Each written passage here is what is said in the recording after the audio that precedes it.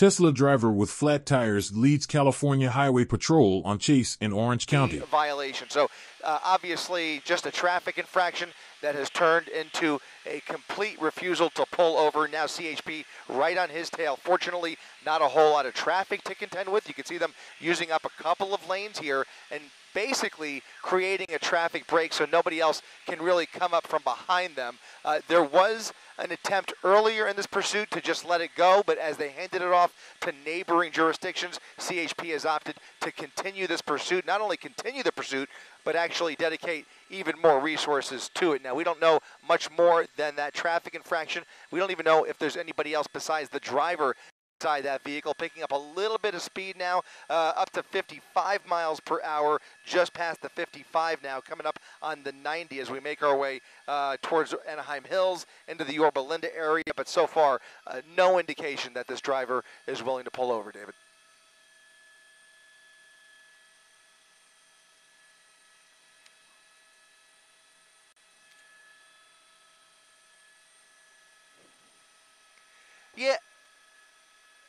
Yeah, he feels the pressure coming from that primary unit behind him, and as that primary SUV gets closer, he's definitely stepping on it, but not in the way you would expect from a vehicle that performs the way that a Tesla does. They are uniquely powered vehicles and can accelerate really, really fast. You want to outrun, I don't know if you can easily, I wouldn't say you could easily outrun an Interceptor that the CHP uses, but it's certainly capable of going at much faster speeds than this. So he's still doing only about 5 or 10 miles above the speed limit, but the bottom line is as that CHP unit gets closer behind him, he is feeling the pressure and he's compensating by stepping on the gas pedal. And, you know, one can imagine he is not using autopilot. He certainly seems to be in control of the vehicle as far as we could tell, but just refusing to pull over. It makes you wonder what else he has a guilty conscience about. Again, if it started as a traffic infraction, why wouldn't you just pull over? A simple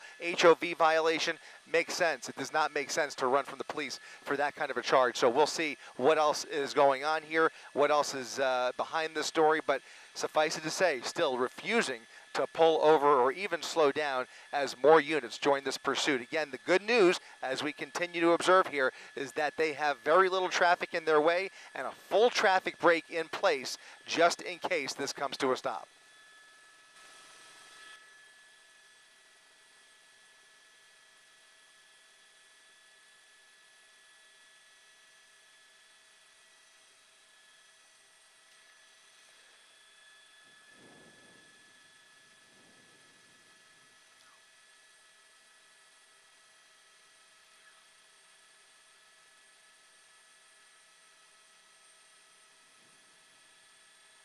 Yeah, I mean, you have to wonder. I mean, it just leaves a lot to the imagination, and there's so many possibilities, obviously impossible to speculate, but when you refuse to run like this and continue to just, you know, move at a, I don't want to say a casual pace here, but basically very controlled driving. We're not seeing a lot of erratic moves, not a lot of last-minute decision-making. In fact, as you've pointed out, he's basically committed to that number 2 lane. He certainly pulled out of the HOV lane. He's not using it now, but he's certainly committed to the number 2 lane and really staying and not even moving over those lines. So just continuing to take this as far as he can go. It's not a matter of how much gas is in the tank, obviously, more a matter of what his battery is looking like. And, of course, there's no way for us to know that from up here, actually, but we'll tell you explicitly what the next steps would be. It's not as easy as just turning the vehicle off, but there are protocols in place for situations with luxury vehicles like Teslas.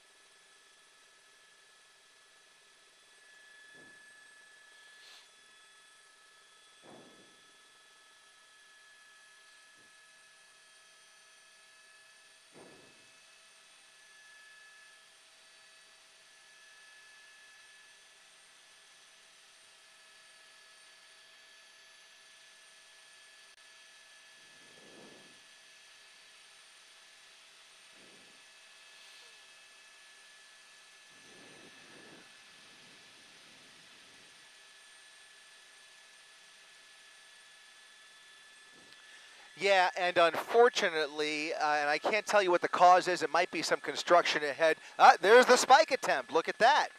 Look at that. Did he hit? I took my eyes for a second. I was looking out the window here. Did he clip that front left?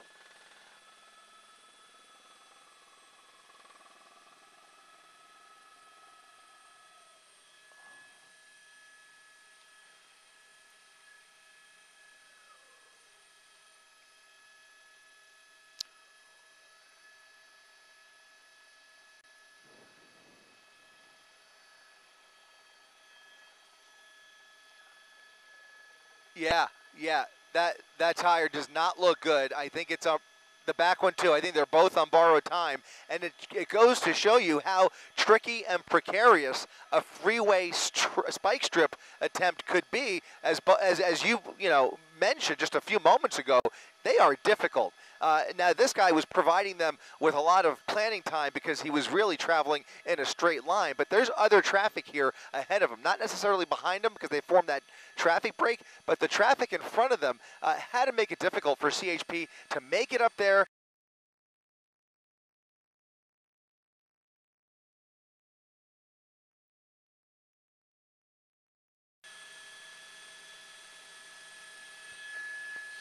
Yeah, I just was a little bit stunned that they were able to set up for that spike attempt on the freeway. Like you were saying, it is a difficult task. Fortunately, not a lot of traffic out here. They were able to catch up in front of them and lay down that spike strip. And by my estimation, it appears to have been a successful spike, at least as far as those left front and rear wheels are concerned.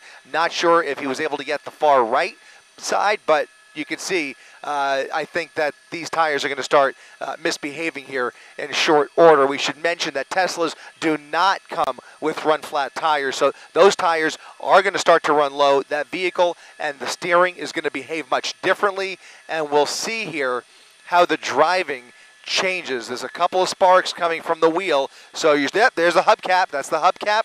That's the front hubcap, and now you could. Was that the tire? Oh wow. Okay.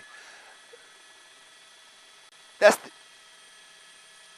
might have been the actual tire.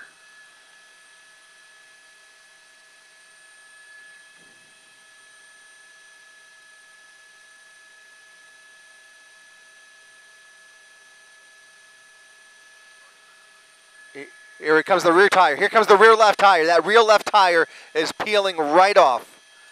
Look at that.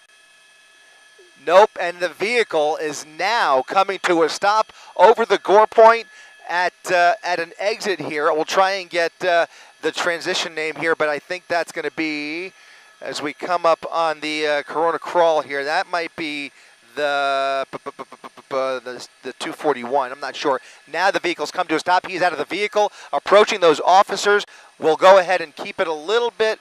Yep, you can see them approaching without, this is very dangerous, very dangerous. He's approaching those officers, very agitated. They're approaching him from behind, tackling him to the ground. He was showing his hands, but he was not obeying orders. He was walking in their directions. They were giving him very strong commands, and you saw they had no choice there but to sneak up behind him. But got to tell you, David, and you know very well, that could have ended much worse in this situation, which hopefully nobody is. But, man, that could have been much worse, the way he just started marching towards those officers.